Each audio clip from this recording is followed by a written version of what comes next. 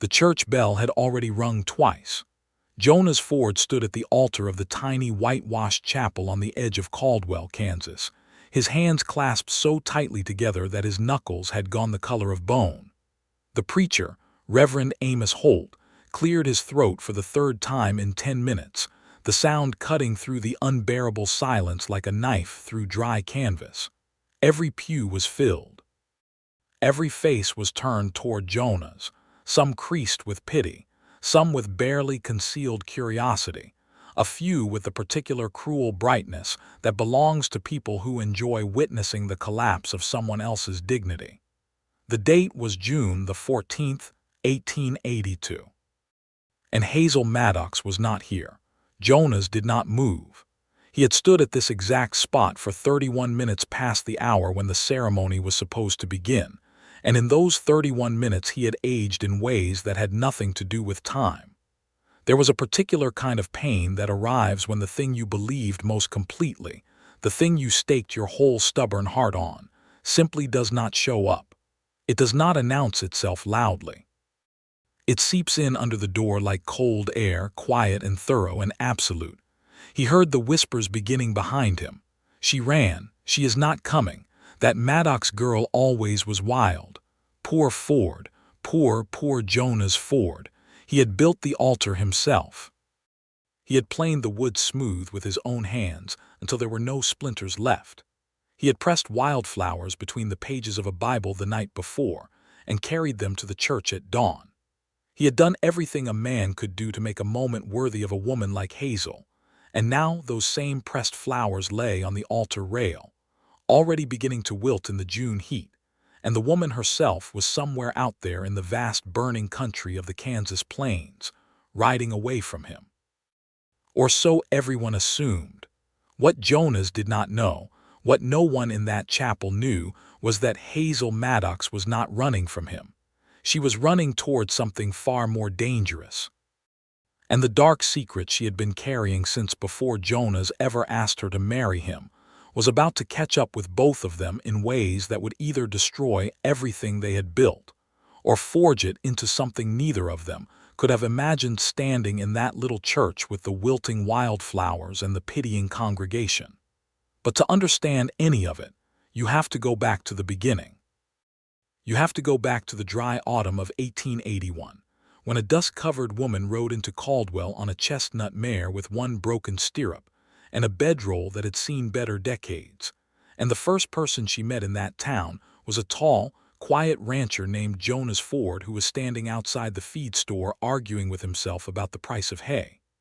Caldwell, Kansas in the fall of 1881, was a town in the full roar of its brief, violent prime. It sat right on the Kansas and Indian Territory border, and the cattle drives came through it like a seasonal fever, filling the streets with Texas longhorns and trail-worn cowboys, and the particular lawless energy of men who had been riding for months with nothing but beef and sky and the promise of wages at the end. The Kishom Trail ran straight through its heart. There were saloons and dance halls and a dry goods store and a land office and a newspaper that printed 3 editions a week. And there was Reverend Holt's church, which served also as a schoolhouse on weekday mornings, and a town meeting hall on the first Saturday of every month. Jonas Ford's ranch, the Broken Wheel, sat 4 miles east of town, which was close enough to be convenient and far enough to feel like its own world. He had 700 acres of good grassland and a small but steady herd of cattle, a solid house he had built himself from limestone quarried from his own land, 2 hired hands named Clem Dawes and Pete Garza, and a reputation in Caldwell for being honest, hardworking, and so chronically quiet that some people had begun to wonder whether he was perhaps mute. He was not mute.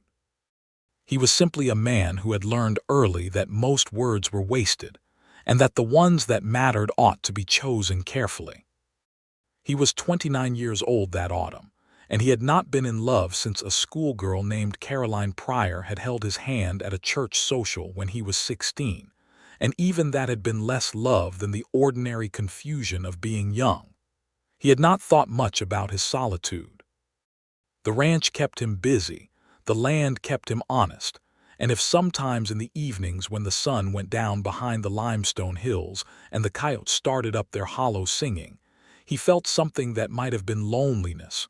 Well, he was a man who had learned to work through discomfort the same way he worked through weather. You put your head down and you kept moving.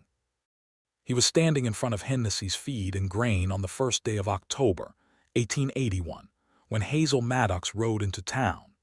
He noticed her immediately, not because she was beautiful though she was, but because she was riding that chestnut mare with the broken stirrup at a pace that said she had been on the road a very long time and had no patience left for anything slow, and she was scanning the street with eyes that were sharp and deliberate in a way that most women passing through Caldwell were not. Most women passing through Caldwell looked either frightened or exhausted or both. Hazel Maddox looked like she was doing reconnaissance. She pulled the mare up in front of the sheriff's office and swung down without ceremony and tied the horse to the rail in 3 practiced motions, and then she went inside without looking left or right. Jonas went inside Hennessy's and bought his hay and thought about something else entirely. He did not think about her again until 4 days later, when he walked into the Caldwell Hotel dining room for the first time in 6 months, because Clem Dawes had bet him $1 that he would not eat a meal that did not come from his own kitchen before the end of the week. And Hazel Maddox was sitting at the corner table alone, eating a plate of beans and cornbread with the focused efficiency of someone who regarded food primarily as fuel. And she looked up when he came in, and their eyes met for just a moment before she looked back down at her plate.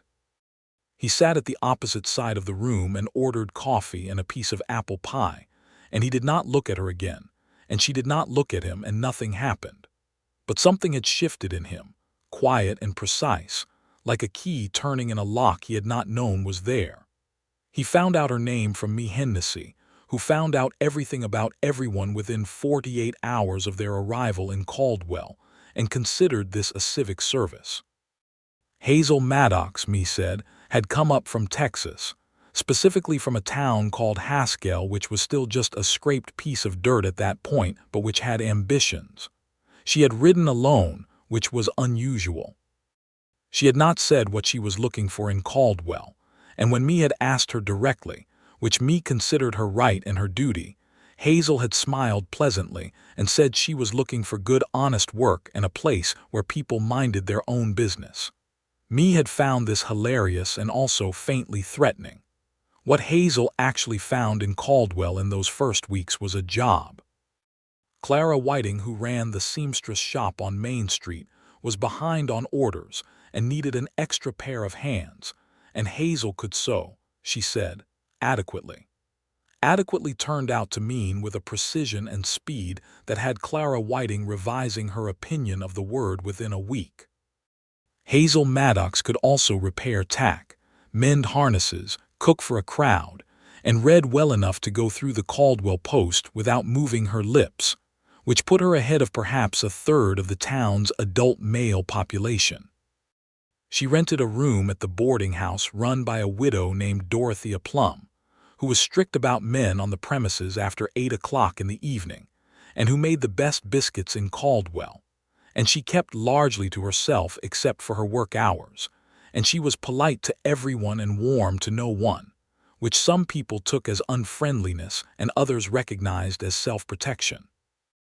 Jonas Ford's second actual encounter with her happened in mid-October when his hired hand Pete Garza's horse threw a shoe and went lame on the road back from town, and Jonas rode out to collect both Pete and the horse, and on the way back past the edge of the Maddox woman's usual walking route, he found her crouched in the road examining the hoofprint of something large. He reined in. She looked up. He said, "Mountain lion came through here last week. Tracks go northeast toward Bluff Creek." She said, "I know, I am trying to work out whether it is still in this territory or moved on." He considered this. "You tracking it? Trying to determine whether I need to." She stood up. She was tall for a woman, with dark auburn hair pinned back under a practical hat, and she had those sharp, scanning eyes that he remembered from the day she rode in. Up close, he could see that there was something layered in her expression, a wariness that sat over something else, something warmer, the way a frozen creek in early spring has the cold surface but the moving water underneath. "You have animals out here?" he asked. "Not yet, but I am thinking about it. There is a homestead parcel east of the creek been sitting empty for 2 seasons. Good grass, decent water rights." She looked at him with an expression that was measuring and careful. "You the land agent?" "No. I am the neighbor. My ranch is a mile south of that parcel." He extended his hand. "Jonas Ford." She shook it with a grip that was entirely businesslike. "Hazel Maddox." "I know," he said. Something shifted in her face. Not alarm, but close to it. "Small town," she said. "Yes," he agreed without apology.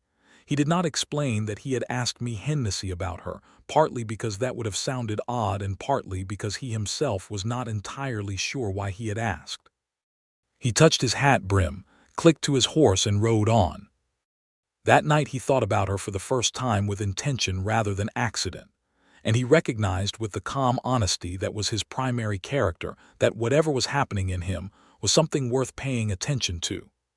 Over the next several weeks, they continued to encounter each other with the frequency that is inevitable in a small town and along the same rural roads, and each encounter was brief and practical, and laced with a current beneath the surface that neither of them named. He helped her haul water from the creek one afternoon when she was looking at the empty homestead parcel, which she had indeed gone to the land office about, and she helped him untangle a section of fence wire one morning when he was working alone, and she rode past and stopped without being asked. She did not talk about where she had come from, not with any specificity. He noticed this but did not press it, partly because it was not his nature to press, and partly because he had the strong sense that Hazel Maddox was a woman who would tell you what she chose to tell you when she chose to tell it, and that any attempt to extract information before that point would only close her down entirely. What he learned about her came in small pieces, offered almost incidentally in the course of other conversation. She had grown up in Texas. Her mother had died when she was 12. She had had a brother once. She liked horses more than most people and trusted them in the same proportion. She had a dry, very quiet sense of humor that emerged only when she felt comfortable, and watching it emerge for the first time, when he made a clumsy comment about his own fence repair, and she said something precise and deadpan that made him laugh out loud unexpectedly, felt like watching a door open in a wall he had thought was solid. He started finding reasons to ride into town more often. He told himself it was business. He told Clem Dawes it was business. Clem Dawes, who was 54 years old and had been watching people deceive themselves about love since before Jonas was born, said nothing, and went back to mending the broken harness he had been working on for 3 days, but he had a small smile on his face for the rest of the afternoon. November came and Hazel finalized the purchase of the homestead parcel east of the creek. She did not have enough money for the full purchase price and had negotiated a payment arrangement with the land office, and she took the deed with both hands and stood very still for a moment looking at it. And Jonas, who had ridden out that morning for no ostensible reason except that he happened to be in the area, saw her face in that moment and saw something in it that hit him somewhere low in his chest. It was the face of someone who had been fighting for a very long time for a single safe place to stand, and had finally found it.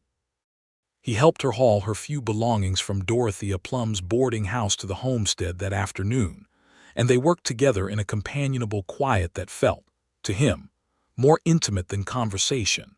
And when the last box was in and the fire was lit, and the autumn dark was coming down fast and cold around the small house, he stood on her porch and said goodnight and meant a dozen other things, and she stood in the doorway with firelight behind her and said goodnight back. And neither of them moved for a moment that was both brief and enormous. He rode home in the dark and did not sleep well. December brought a hard cold to the Kansas plains, the kind that freezes the water in the troughs overnight and sends ice crystals skittering across the top of the creek. Jonas spent most of his days working with Pete and Clem to keep the cattle fed and the water moving and the fences solid. And he saw less of Hazel during those weeks because she was doing the same things on her own smaller parcel, managing 2 horses, a small pen of chickens she had acquired from a family outside town, and the endless work of making a new property livable in winter conditions. She was, he had gathered, a woman who approached problems practically and persistently, which he found deeply admirable, having those qualities himself. He brought her a joint of smoked venison just before Christmas because he had processed 2 deer that week and had more than his household needed, and he told himself this was just the reasonable thing a neighbor would do, and Hazel accepted it without false ceremony, thanked him directly, and then stood on her porch in the bitter cold and said without preamble, "I had a husband." He went very still. "He died," she said, "4 years ago." She looked out over the pale frozen field rather than at him. "There is more to that story, but it is mine to keep for now. I just thought you should know there was someone." He nodded carefully. "All right," he said. She looked at him then, searching his face with those direct eyes. "You are not going to ask about it, not unless you want to tell me." She was quiet for a moment. "Most men would ask." "I am not most men," he said, without pride or boast, just as a statement of fact. Something in her face softened in a way that he had not seen before, and she said, "No, I am beginning to think you are not." She went inside. He rode home.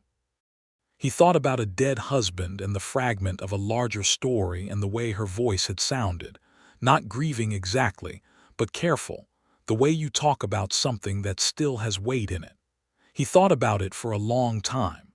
January of 1882 arrived, and with it a letter. Hazel mentioned it to Jonas on one of their now regular visits, which had drifted into a natural rhythm of 2 or 3 times a week, sometimes at her place, sometimes at his, sometimes just a shared ride along the creek road, because neither of them had a named reason not to. She mentioned the letter almost as an aside, folding it quickly into her coat pocket when he arrived, and he noticed and did not ask, and she did not offer, and there was a slight tightening around her eyes for the rest of that afternoon that had not been there before. He did not think much more about it then. He was occupied with a different concern, which was the growing certainty that he was in love with Hazel Maddox and had been for some time, and was going to have to do something about it, which was the most alarming prospect he had encountered in years. He was not a man who spoke his feelings easily. Not out of repression or damage, but simply because he experienced emotion as a private thing, a weight he carried inside rather than displayed, and the idea of exposing that weight to another person, of saying, "Here it is, this enormous careful thing I have been carrying, here, take it," was genuinely terrifying in a way that riding through flooded creek water or working alone through blizzard conditions was not. But he had also spent enough time with Hazel Maddox to know that she was not a woman who tolerated pretense, who would interpret indirect hints as sincere expression, or who would be made more comfortable by his silence on the matter if his silence left her uncertain. She was a woman who had been through enough to require honesty. He owed her honesty. He asked her to ride into Caldwell with him on the 3rd Saturday of January for the town social, which was held in the church, and was the closest thing the town had to formal entertainment in the cold months. She said yes with a small, careful smile, and wore her good green dress, which he had not seen before, and which was the color of creek water in early summer, and did nothing to make what he was feeling easier to manage. They danced twice, which was the absolute limit of Jonas Ford's dancing capability, and the second time he held her hand in the Virginia reel, and the current that ran between their palms was so vivid and distinct that he was surprised no one else seemed to notice it.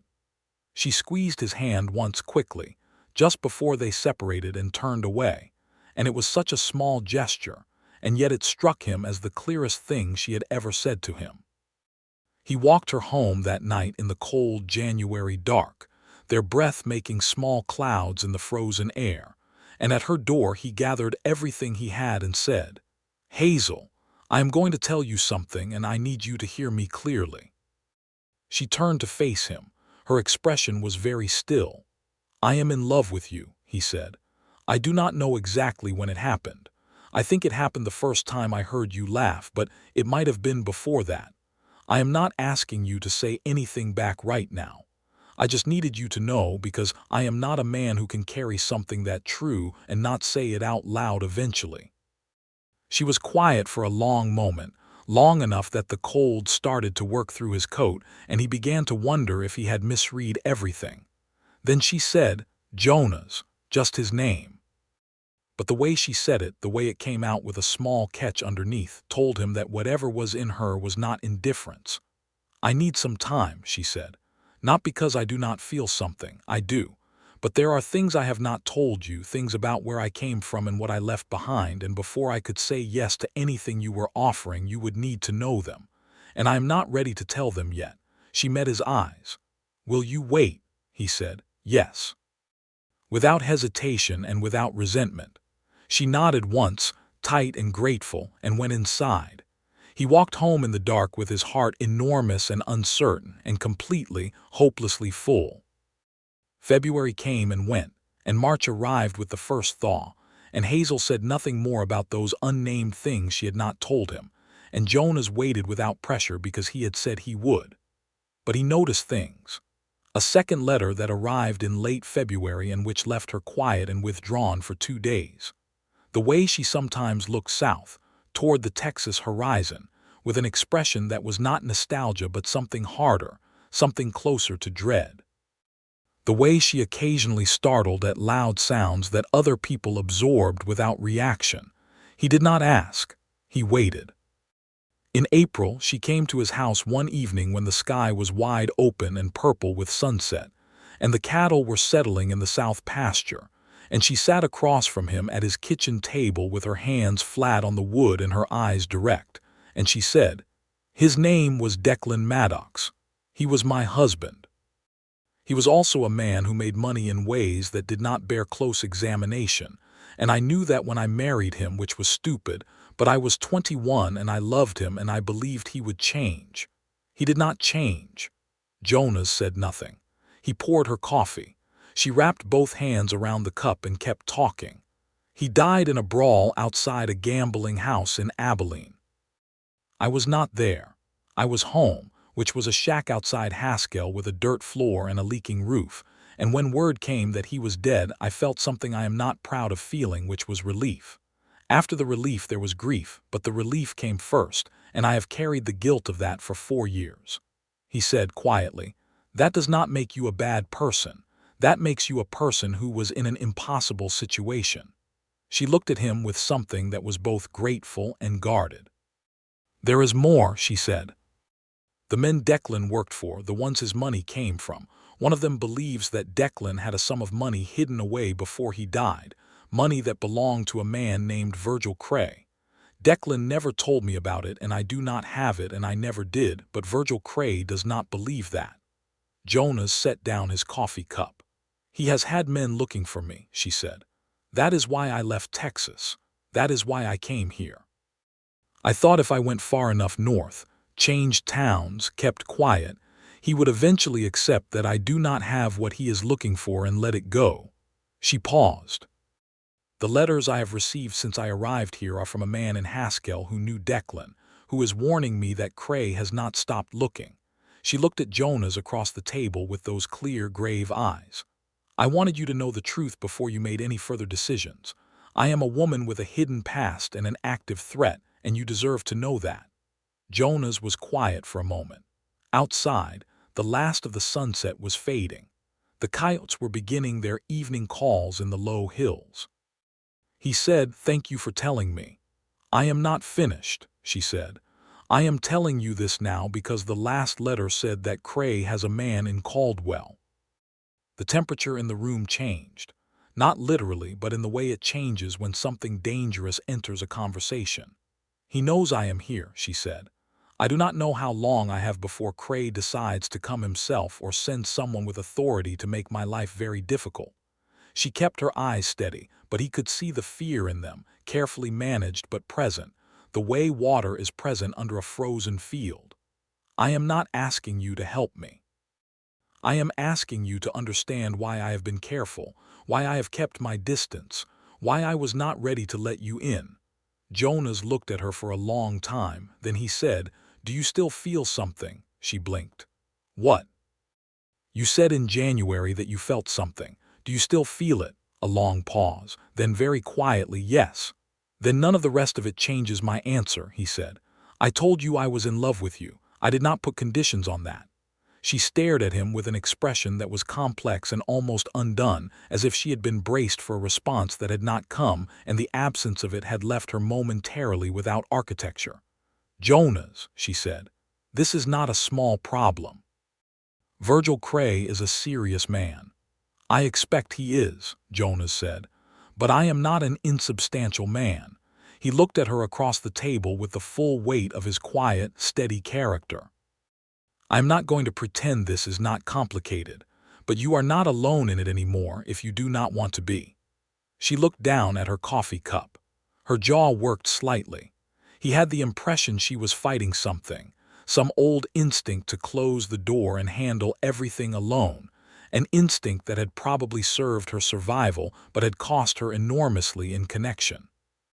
Then she looked up and said, with the directness that was her most essential quality, "I do not want to be alone in it anymore." That was April. By May, they had shifted into something that had not yet been formally named but which both of them understood with complete clarity. He rode to her place in the mornings to help with the heavy work. She rode to his in the evenings sometimes, and they sat on his porch and watched the sunset and talked, not always about important things, often about the cattle or the weather or a piece of news from the Caldwell Post. But underneath all of it was the deep sustaining current of two people who had found in each other something they had not expected to find, and were only beginning to understand the dimensions of.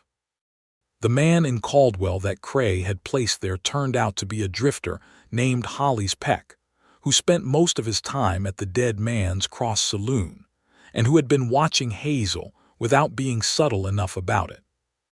Jonas noticed him first, pointed him out to Hazel, and then walked directly over to the man one morning on the street and said, in a tone that was entirely conversational, that Hazel Maddox was a person who had friends in this town, and that anyone who came looking for trouble would find considerably more than they had planned on. Hollis Peck looked at Jonas Ford, who was 6 feet of quiet and lean and absolutely immovable, and then looked at the sheriff's office down the street, and then drank the rest of his whiskey and rode out of Caldwell that same afternoon. They did not see him again. Whether this reached Virgil Cray and what Cray decided to do with the information was something they did not know yet. Jonas proposed to Hazel on the 15th of May, 1882, on the porch of her homestead in the late afternoon, with the creek singing in the distance, and the cottonwoods fully leafed out, and the plains gold and enormous under the sky. He did not go down on one knee because the boards were uneven and he was not a theatrical man, but he took her hand in both of his and he said, "I want you to be my wife. Not because I want to protect you from Virgil Cray or anyone else, though I would do that anyway without the marriage. Because I want to build the rest of my life with you. Because every morning I wake up thinking about seeing you, and every evening I am not with you feels like something is missing. Because you are the most remarkable person I have known, and I love you with my whole heart." She was quiet for a moment that felt to him like it lasted considerably longer than the actual seconds it occupied. Then she said, "Yes." And then she pulled his face down to hers and kissed him with a thoroughness that left no ambiguity about whether she meant it. They set the wedding for June 14th. They told Reverend Holt, who was delighted. They told me Hennessy, who told everyone in Caldwell within the hour. Clem Dawes shook Jonas's hand with both of his and said nothing, but had that same small smile he had worn back in October. Pete Garza bought Jonas a drink. Dorothea Plum cried and then made celebratory biscuits, which was her preferred language for emotion. Hazel was happy. Jonas could see it, even through her characteristic wariness, even through the layer of careful that was her default mode. There was something new in her face in those weeks, something lighter and more available, as if some weight she had been carrying for years had shifted to a more manageable position. She laughed more easily. She touched him without needing a reason. She let herself be seen in a way she had not before. But the third letter arrived on June the 9th. Jonas was not there when it came. He was working the south fence. Hazel received it from the boy who carried mail from town, and she opened it and she read it, and everything that had been lightening in her face went dark and closed and still. The letter was not from the man in Haskell. It was from Virgil Cray himself. He was coming to Caldwell. He would arrive within the week. He was not coming for the money anymore. He was coming because his man Holly's Peck had been scared out of town, which Cray regarded as a personal insult that required correction, and he intended to make an example of the woman who had, by proxy, embarrassed him. The specific threat in the letter was indirect enough to be deniable but clear enough to be unmistakable. If Hazel was seen to be protected by a man, Cray's letter implied, that man would become a target. Cray was not a man who made threats he did not intend to keep. He had a record in Texas that bore this out, a record that included the deaths of 2 men who had gotten between him and what he wanted. Hazel sat with the letter for a long time. She understood Virgil Cray. She had seen his work from the fringes of Declan's world, enough to know that he was methodical and patient, and entirely without mercy. She understood that if she married Jonas Ford in 5 days, she would be placing a man she loved directly in the path of something that had already killed twice. She thought about Jonas's face when he had said, "I am not an insubstantial man." She thought about his hands building the fence, quiet and steady and sure. She thought about the way he looked at her as though she was the only fixed point in a world that was otherwise in motion. She thought about him standing at an altar waiting for her. And she made a decision that she knew would break him, at least temporarily, and which she told herself was the only way to keep him alive. She did not tell Jonas about the letter. On June the 13th, the day before the wedding, she packed a small bag. She left a note on her kitchen table that said only, "I am sorry. I will explain when I can. Trust me."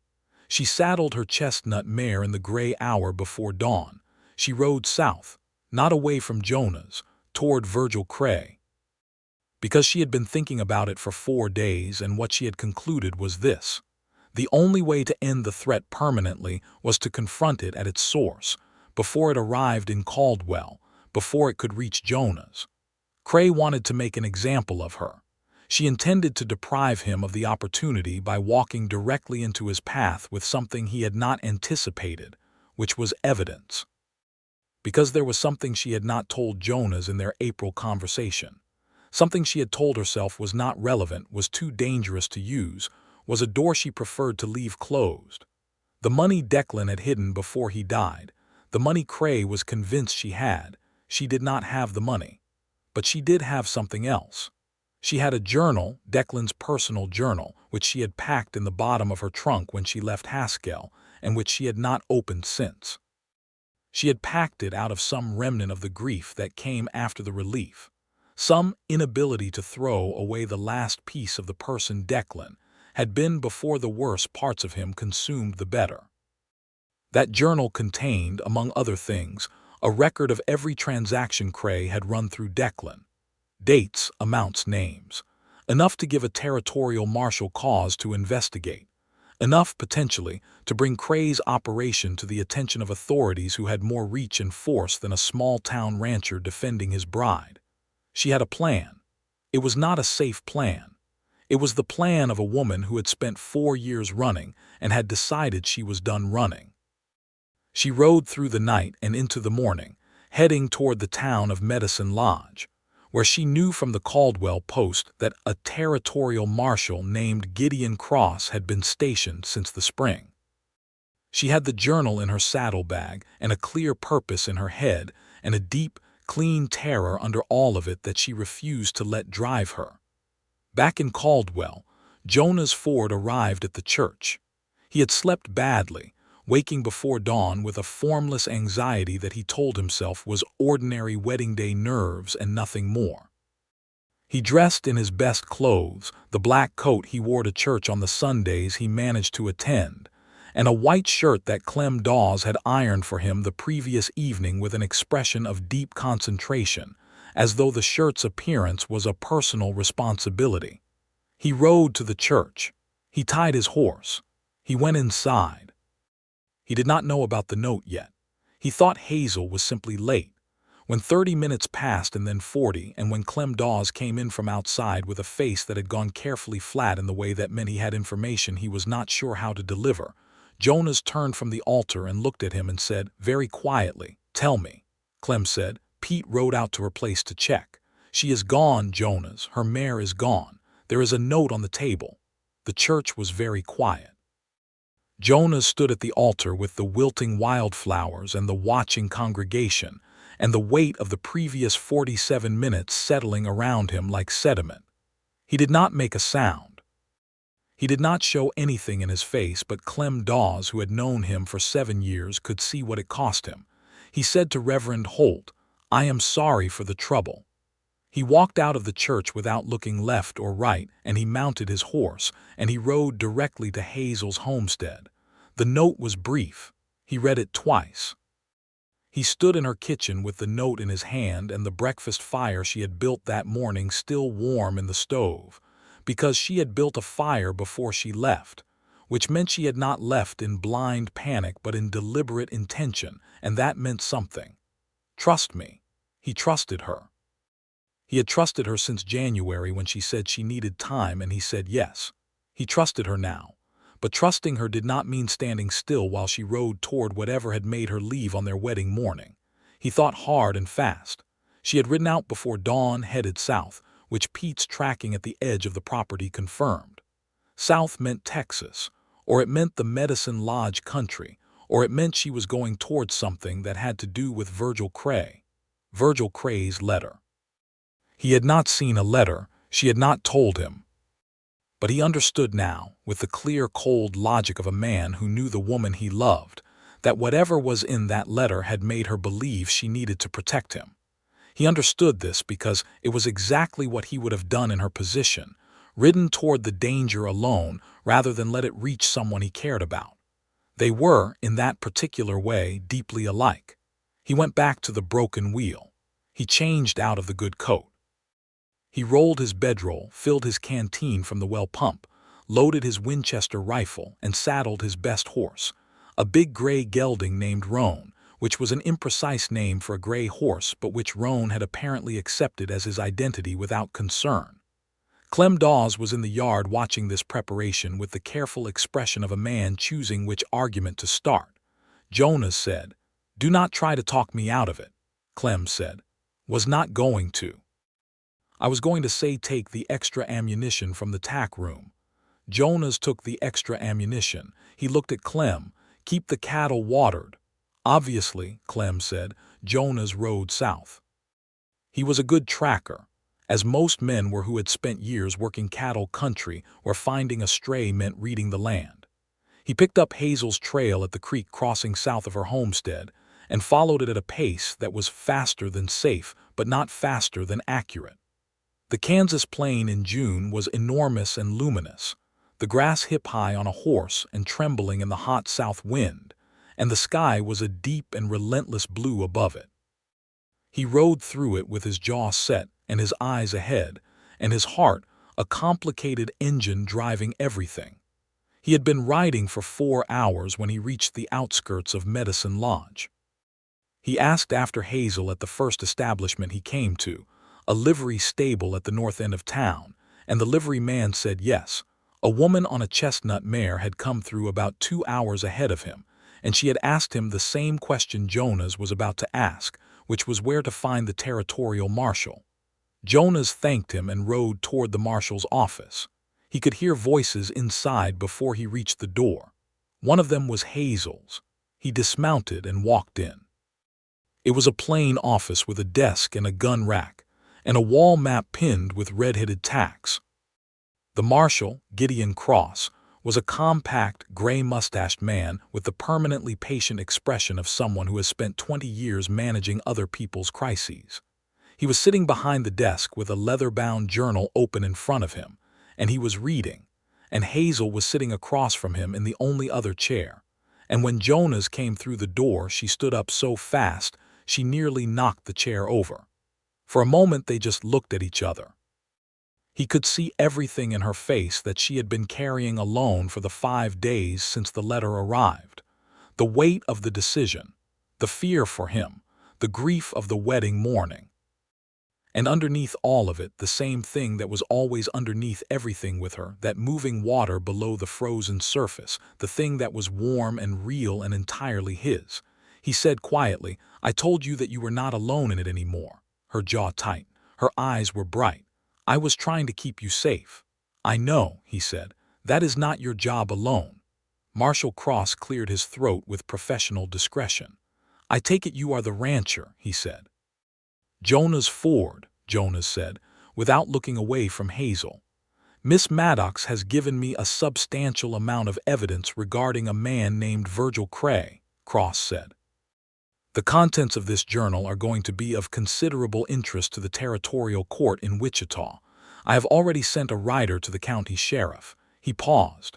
"In terms of your immediate safety, I can offer you both accommodation in Medicine Lodge while I deal with the situation, or I can send a deputy back with you to Caldwell." Jonas looked at Hazel. "What do you want?" he asked. She looked at him. Then she looked at the marshal. Then she looked back at Jonas, and something in her face changed completely. Something gave way and became something else. Something clearer and more open than anything he had seen in her before.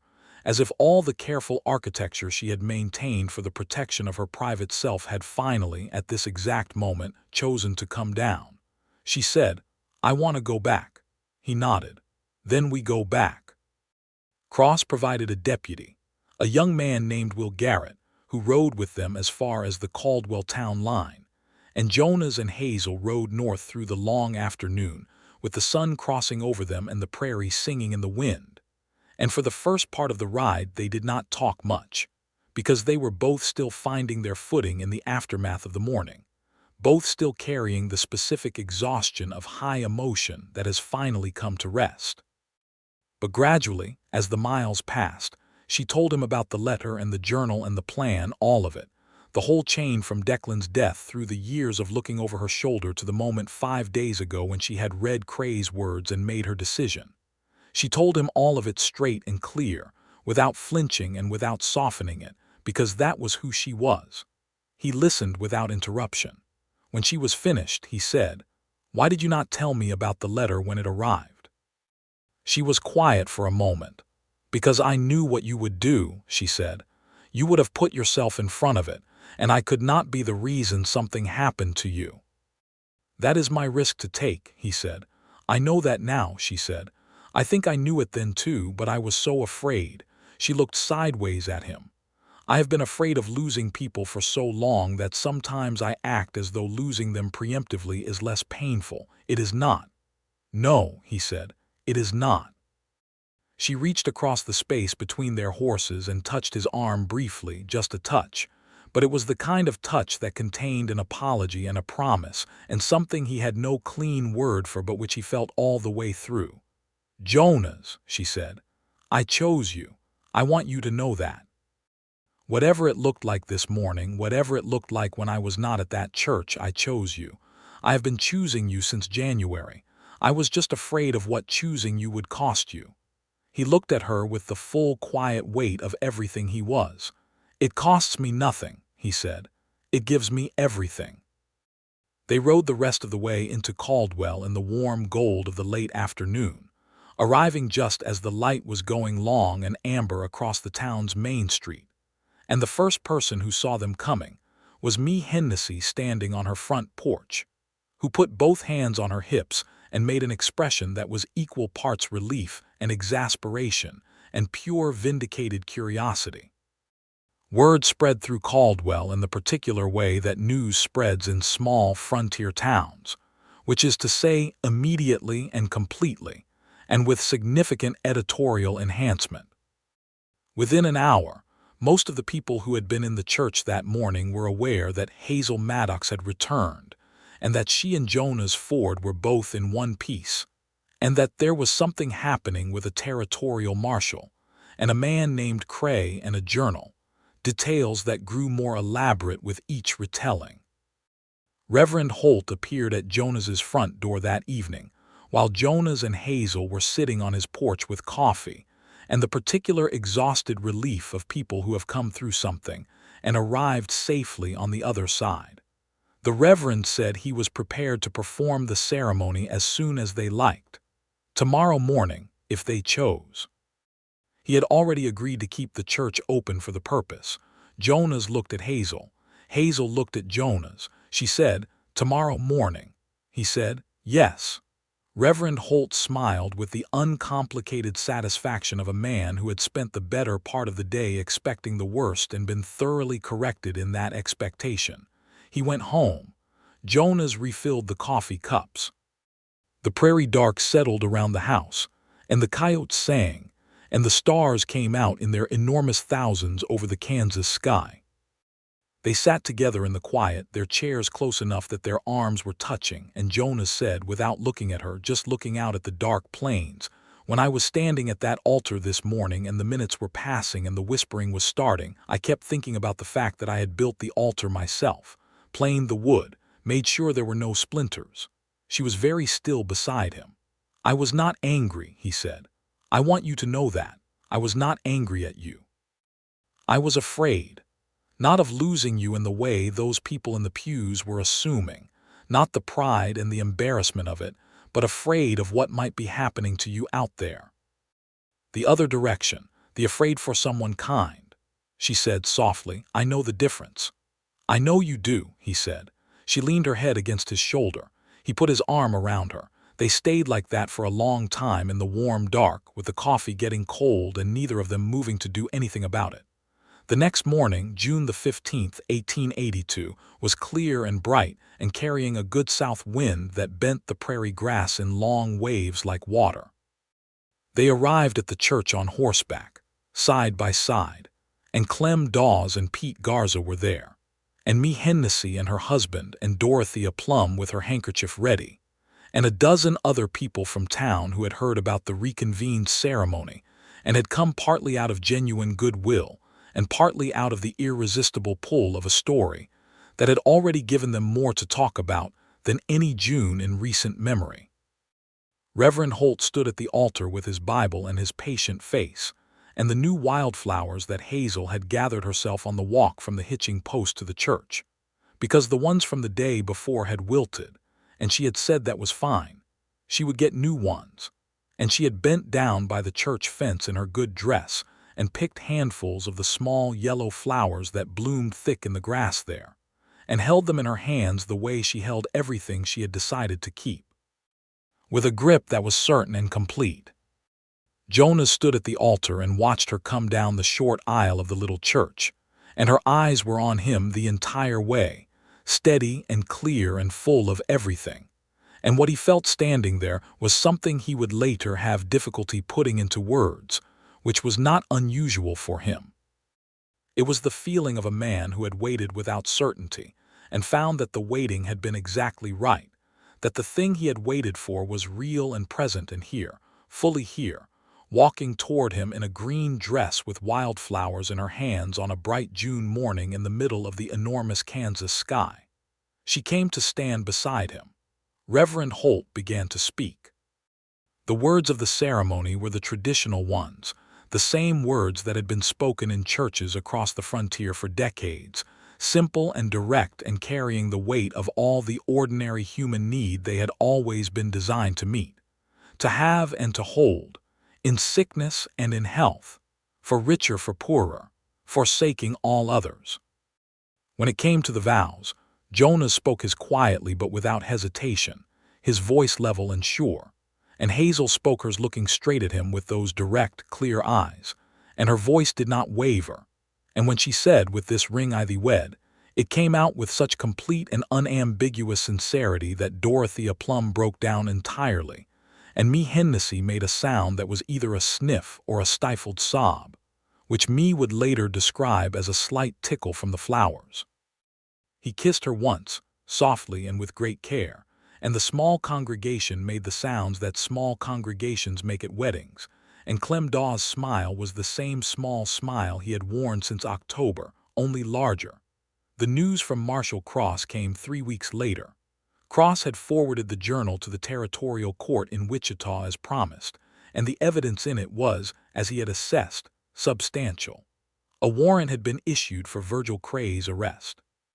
Cray, apparently unwilling to face a territorial court, had fled further south toward the Indian Territory line, and there the trail grew complicated and uncertain. But the marshal's letter concluded with the information that Cray's operation in Texas had been effectively dismantled, his men dispersed, and his capacity to project force northward into Kansas thoroughly compromised.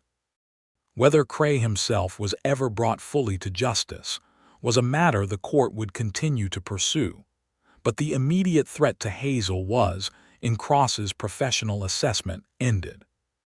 Hazel read the letter twice, sitting at the kitchen table of the house that was now both of theirs, the limestone house Jonas had built, which was larger than her homestead, and which they had agreed would be the family home while they rented out her homestead parcel to a young farming couple who had arrived in Caldwell that summer with 2 children and a determination to make something of the Kansas soil. She set the letter down.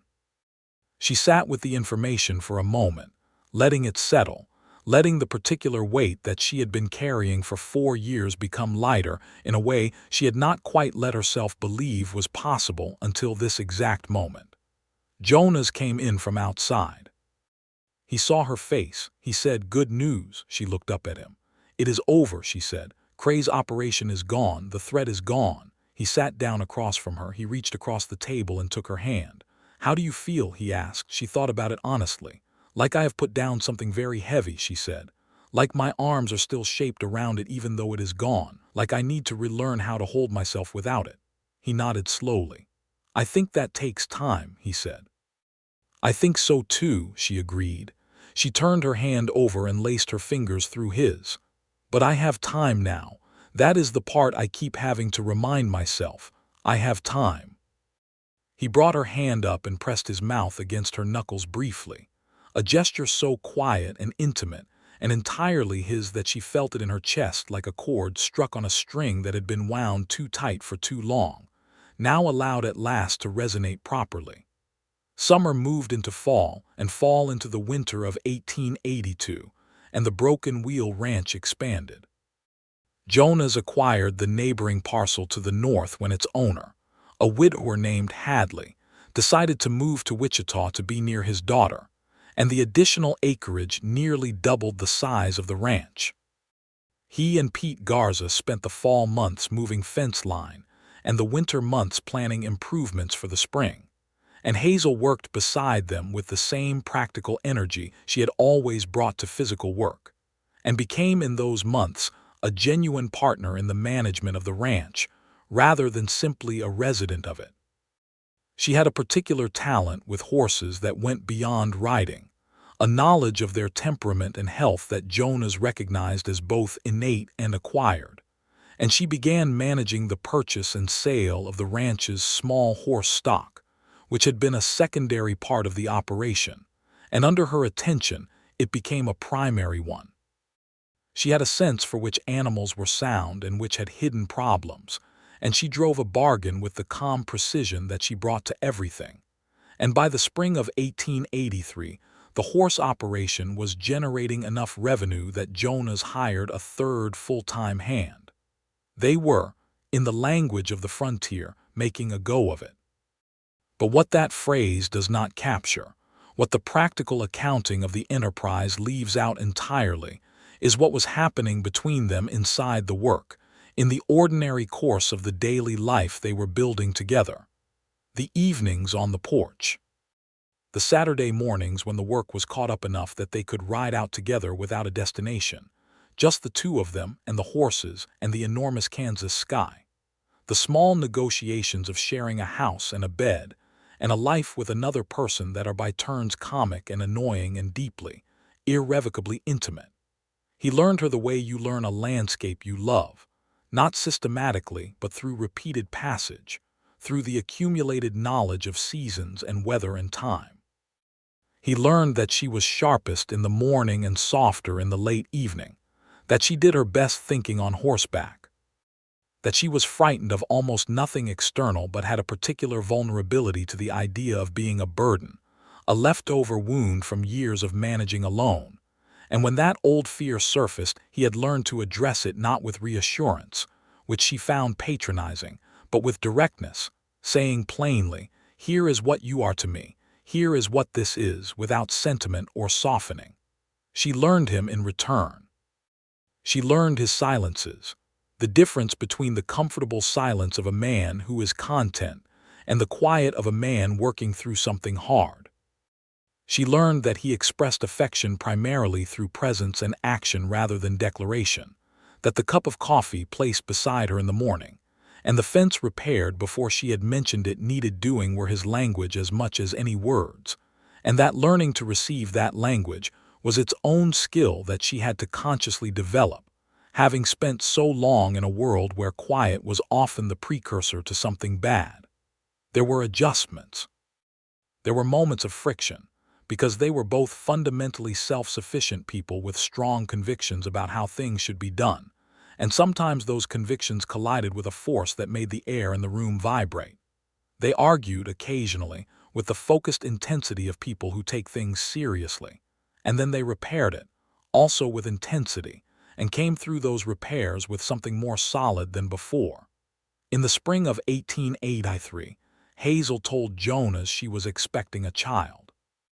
He had come in from the morning work and she was standing in the kitchen with a careful, measuring expression on her face, and she said, "I need to tell you something," which was a phrase she had used in this kitchen before under very different circumstances, and which always made him go attentive and still.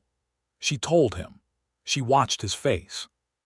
He went to her immediately, not running but moving with a directness that was entirely unlike his usual deliberate pace, and he held her face in both hands and looked at her with an expression of such complete and unguarded joy that it nearly broke her open in the best possible way, because she had not been certain until that moment whether he would be frightened or ambivalent, whether the responsibility of it would dim anything in him. There was nothing dim in his face. There was only joy, large and clear and without condition. He said, "Are you well?" She laughed, because the joy of the moment was overflowing and needed somewhere to go. "I am very well," she said. He pulled her gently in and held her, his chin against the top of her head, his arms careful and certain around her, and she felt the solidity of him, the absolute physical fact of him, and understood again, as she had understood it in different forms many times since the previous June, that this was what she had chosen. Not safety exactly, though there was that. Not rescue, which she had never wanted, but this specific person, this specific warmth and steadiness and quiet strength. This man who had stood at an altar alone and waited, and then had saddled his horse and ridden after her, and who had not once made her feel guilty for either the waiting or the riding. She had chosen him, and the choosing had been the truest thing she had ever done. Their son was born in November of 1883, a cold, clear November morning with ice on the puddles, and the smell of wood smoke through every room of the limestone house, delivered by Dorothea Plum, who had brought children into the world 11 times in her 40 years in Kansas, and who handled the whole proceeding with the brisk competence of a woman who regarded birth as a natural and manageable event rather than a crisis, which Hazel found enormously reassuring. Jonas sat outside the bedroom for 3 hours, which was the longest 3 hours of his life by a considerable distance, and when Dorothea came out and told him everything had gone well and he could go in, he went in and saw Hazel propped against the pillows with a small and completely new person in her arms. And he sat on the edge of the bed and looked at both of them with an expression that contained so much emotion it had nowhere to organize itself into any single feeling and simply filled him entirely. Hazel looked up at him over the baby's head. She was exhausted and shining. "Come and meet your son," she said. He sat close beside her, and she shifted so he could see the baby's face, which was red and crumpled and entirely miraculous. And he touched one finger to the baby's cheek very gently, and the baby turned toward it with the blind, searching reflex of the newly arrived. And Jonas made a sound he had never made before in his life, something between a breath and a word that was neither, and Hazel put her free hand over his and held it. They named him William Samuel Ford, for Jonas's father, and for no particular reason about Samuel, except that Hazel had always liked the name, and Jonas had agreed immediately. And William was called Will by everyone except Dorothea Plum, who referred to him as Baby William well into his third year out of sheer principle. Will Ford was, from the beginning, a person. Not simply an infant, but a distinct character, who had clearly arrived with specific opinions about the world, and a great deal of energy for expressing them. He was lively and curious, and he had Hazel's direct eyes and Jonas's dark hair, and a temperament that was somewhere between his parents in the particular way of people who inherit the best of two very different natures. He was loud where Jonas was quiet and patient in a way that surprised people who expected him to be all fire, and he loved horses with a passion that Hazel recognized immediately as her own. The years of the middle 1880s were good years for the Broken Wheel. The cattle operation remained steady, the horse business grew under Hazel's management, and Jonas added a small apple orchard to the south of the house in 1884 that everyone told him was too far north for good fruit, and which produced its first modest harvest in 1887, to Jonas's quiet satisfaction and the grudging admiration of everyone who had told him he was wasting his time. Caldwell itself was changing in those years. The cattle drives that had defined the town in its prime were beginning to thin as the railroad pushed further south, and the trail drive era moved toward its end. And some businesses closed, and some people moved on. But the town maintained itself with the stubborn practicality of frontier communities that had survived worse, and the Ford family was a fixed and well-regarded part of it. Me Hennessy remained the unofficial keeper of everyone's business and remained pleased to discuss the Fords with anyone who asked. And what she said was that Jonas Ford had been the most reliable, quiet man in Caldwell for years, and that Hazel Maddox Ford was the best thing that had ever happened to him, and that the story of the wedding morning and the Marshal and the Journal was her favorite story in her entire considerable collection of Caldwell narratives, which was saying something. In the spring of 1886, Hazel told Jonas she was expecting again.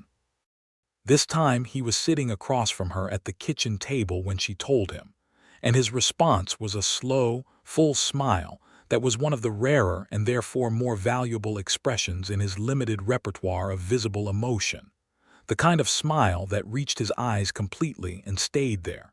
And she thought, looking at him, that this was what she had not believed was possible in those years after Declan. In the years of running and looking south over her shoulder and telling herself that safety was the best she could hope for, she had not believed that she could have this. A home, a man who looked at her like that, a life that was hers and shared at the same time. She had not believed it was a real thing that happened to people like her.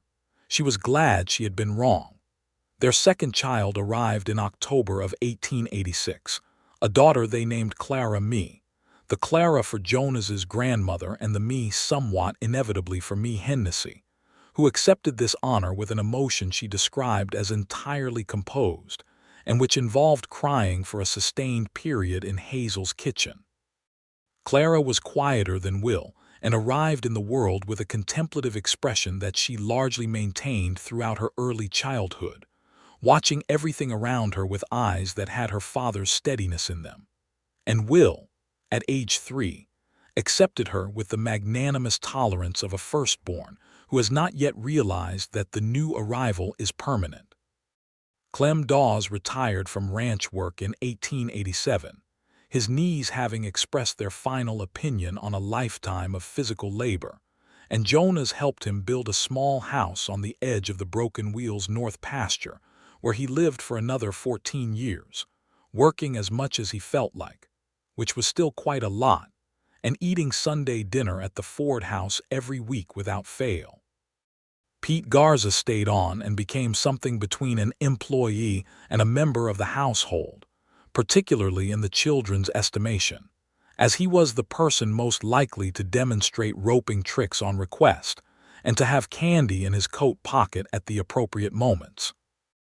Reverend Holt retired in 1888 and was replaced by a younger minister named Reverend Parks, who had come out from Ohio and who was earnest and well-meaning, and who regarded Jonas and Hazel Ford as the most straightforwardly fine people in his congregation, by which he meant they were neither dramatic nor difficult, which was more uncommon than it sounds.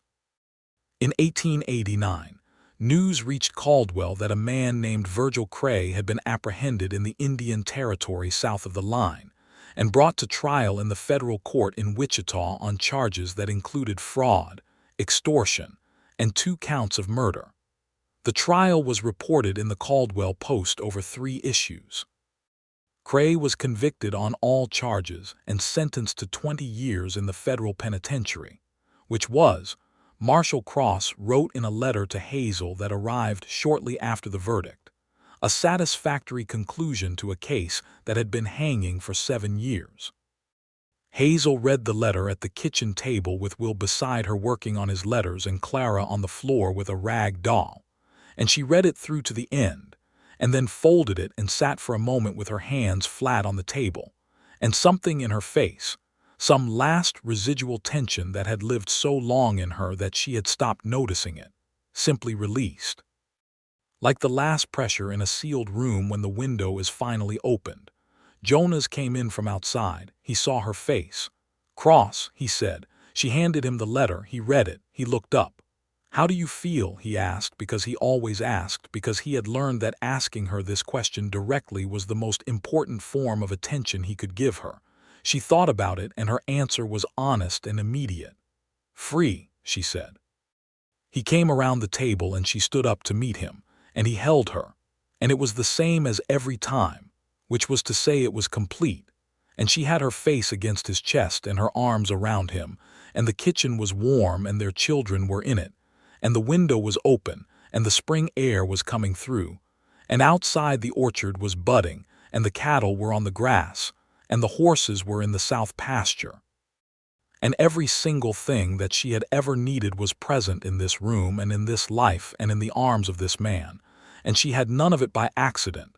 She had built it deliberately, piece by careful piece, choosing it over and over again every day, and the choosing would never be finished, and that was the very best part. In the summer of 1890, Will Ford was 6 years old and following Pete Garza around the ranch with a focused devotion that suggested his future occupation was not going to be difficult to determine. Clara was 3 and had acquired her father's habit of watching things carefully before expressing an opinion, and the ranch was in its fullest and finest form, the cattle healthy, the horses in demand, the orchard coming into its own in a way that Jonas noted with a private satisfaction he shared only with Hazel, who understood it completely. It was on a July evening that year, the 2 of them sitting on the porch after the children were in bed, the warm dark all around them and the stars doing their usual enormous work overhead, that Hazel said out of the comfortable quiet, "Do you remember telling me about those pressed flowers you put on the altar?" Jonas looked at her. "Clem told you about that." "Clem told me," she confirmed without apology. "You planed the altar yourself. You brought wildflowers and pressed them." "I did," he said. "I think about that sometimes," she said. "About you doing all of that and then just standing there waiting while I was not there." He was quiet for a moment. "I know," he said. "But you came back." "I came back," she said. "And I would come back 1,000 times over." She turned to look at him in the dim light. "I chose you then and I choose you now and I will keep choosing you for every year we have." She said it plainly and simply, the way she said everything that mattered most, without ornament or qualification, just the bare and fully sufficient truth of it. He looked at her with the face he had only ever shown her, the one without its usual careful guard, the one that was simply and entirely him, and he said, "I know, and I would wait again, as long as it took." She leaned over and kissed him, not briefly but with the full and easy warmth of a woman who knows exactly where she is and has chosen to be there. And he kissed her back the same way, and the night was warm around them and the house was steady behind them, and the Kansas sky was doing what it always did, which was to be more immense and brilliant than any single night could contain, and it was enough. It was, in fact, considerably more than enough. It was everything. The seasons of the early 1890s passed in the deep rhythm of the working ranch, each year building on the one before in the layered way that a good life builds, not dramatically but cumulatively, the way limestone builds, one patient deposit at a time until you have something solid and enduring and entirely your own. Will grew long-legged and capable and increasingly like his father in the quietness of his attention, though he had his mother's directness when he finally did speak. And by the time he was 8, he was riding out with Jonas on the morning rounds as a matter of course, asking careful, precise questions about the cattle and the land and the water tables that Jonas answered with complete seriousness. Because he was a man who believed that children deserved straight answers, and that the best education was the one that happened in the doing of real things.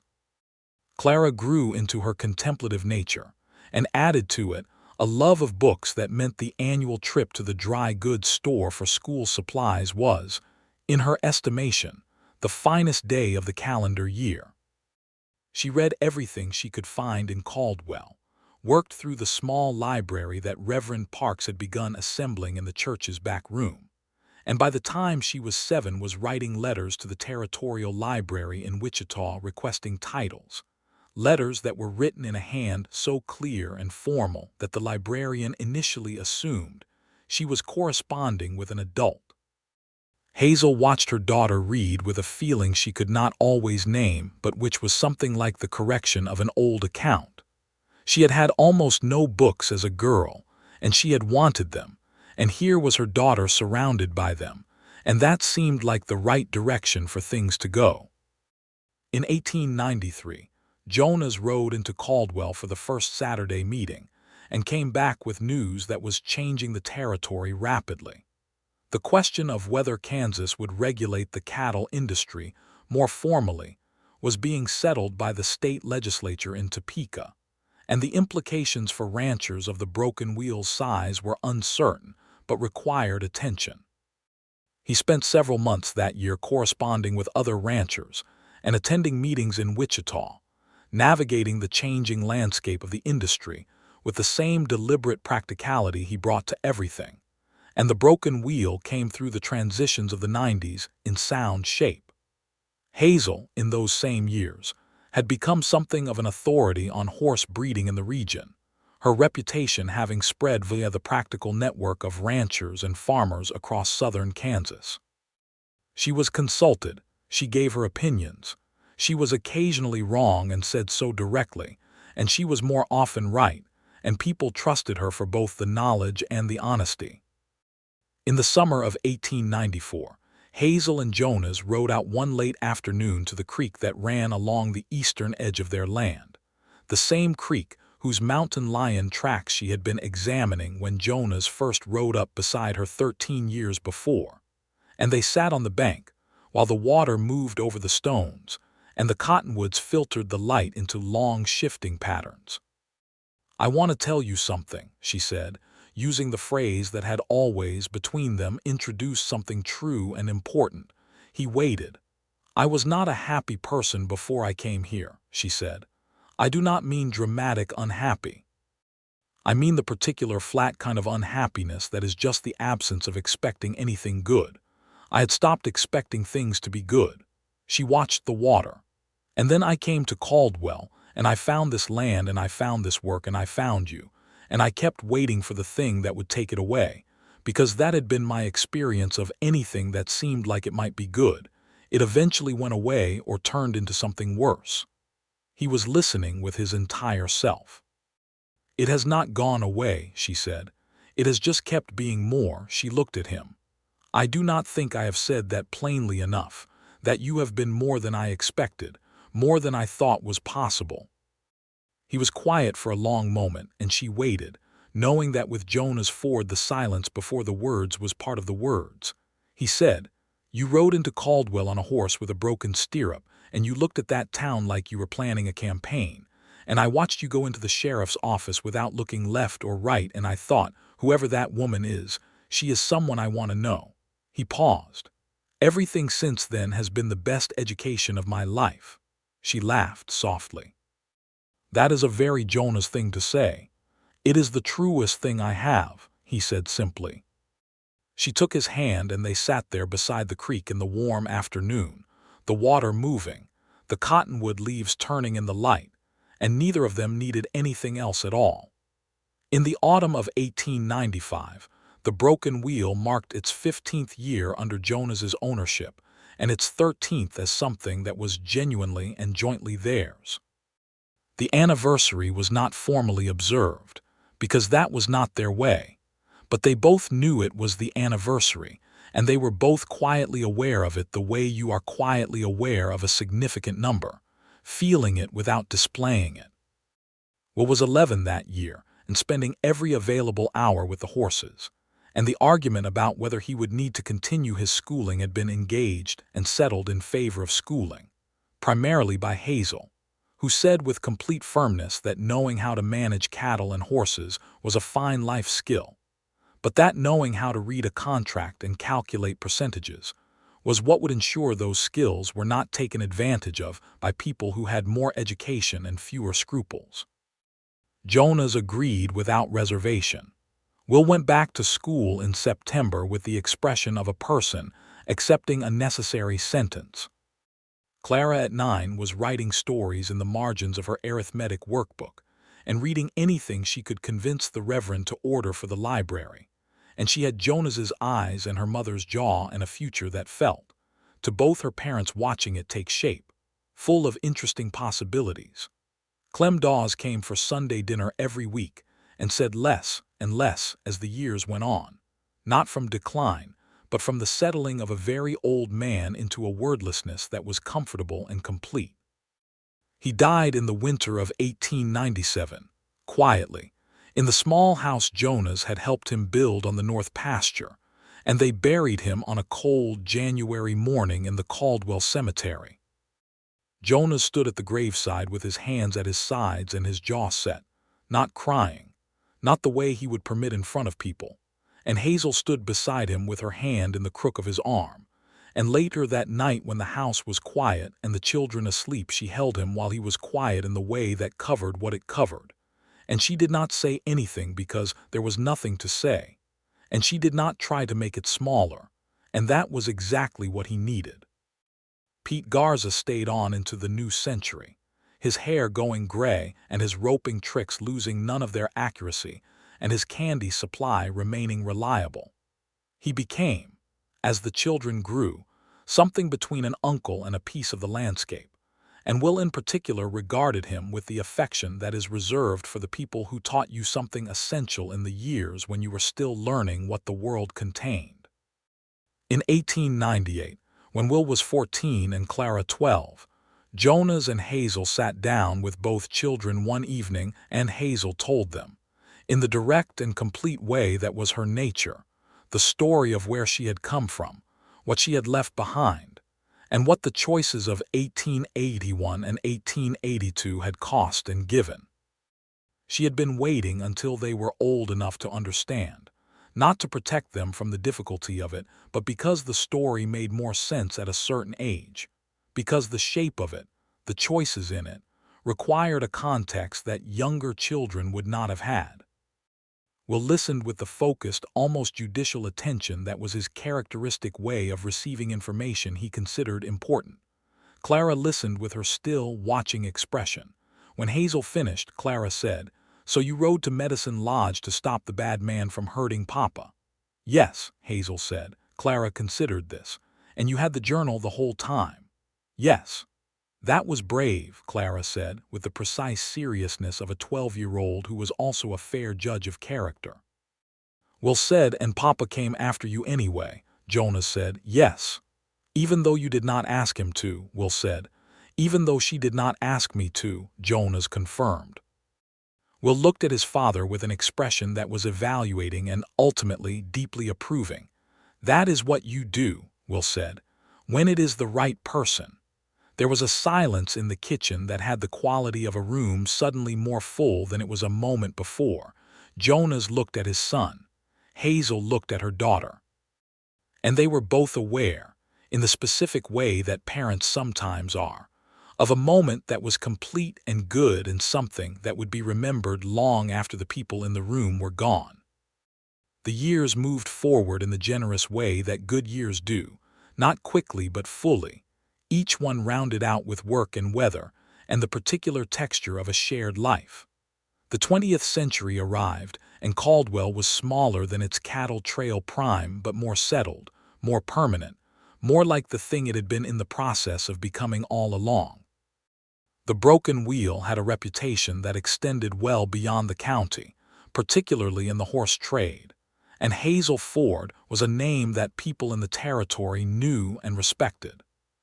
She was 43 years old when the century turned, and Jonas was 48, and they had been married for 18 years. And what those 18 years had done was what time does to real things, which is to deepen them, to add layers and resonance, and the particular richness that only comes from sustained presence. He knew her better than he had known her the year before, and the year before that, and every accumulation of knowledge had only made the love that was its foundation more solid and specific and alive.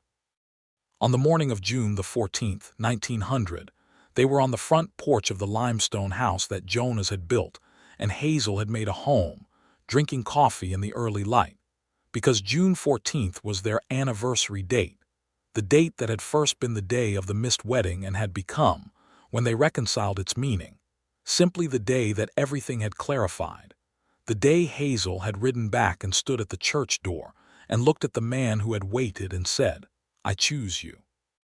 Will, now 16, had ridden out early for the morning rounds.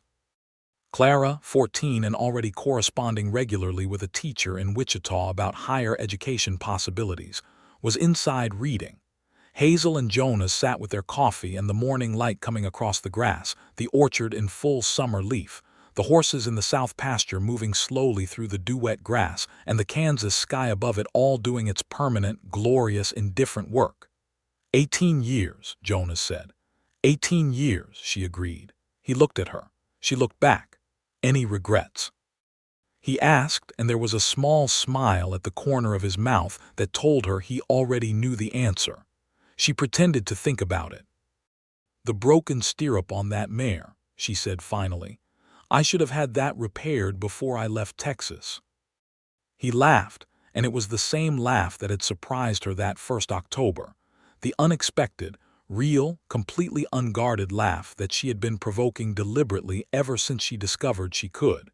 And she felt exactly the same thing she had always felt when she managed it, which was the satisfaction of having reached the most genuine part of a person who kept most of himself carefully held. She reached over and took his hand. He turned it over and held hers.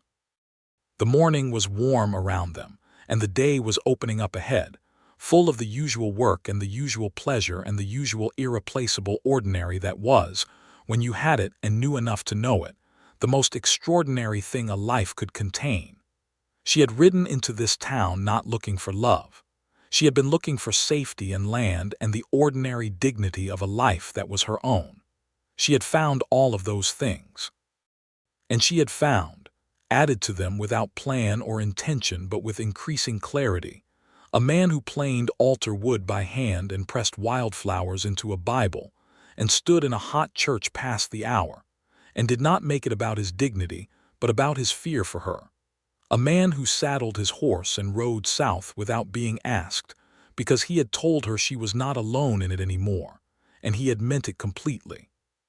She had chosen him on a June morning in 1882 in a doorway that smelled of wood smoke and the hot plains summer, with all of her context and all of her complication and all of her history and all of her hope. She was choosing him still.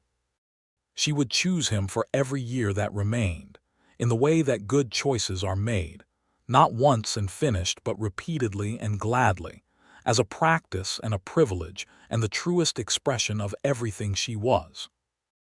And Jonas Ford, who was not a man given to the large gesture or the elegant speech, who expressed his most essential self in the quality of his attention, and the steadiness of his presence and the quiet, extraordinary fact of never once leaving, looked at the woman beside him on the porch of the house they had built together on the edge of the Kansas plains. And he was, without reservation or remainder, exactly where he had always wanted to be. The sun came up over the limestone hills, and the light went long across the broken wheel, and the day began.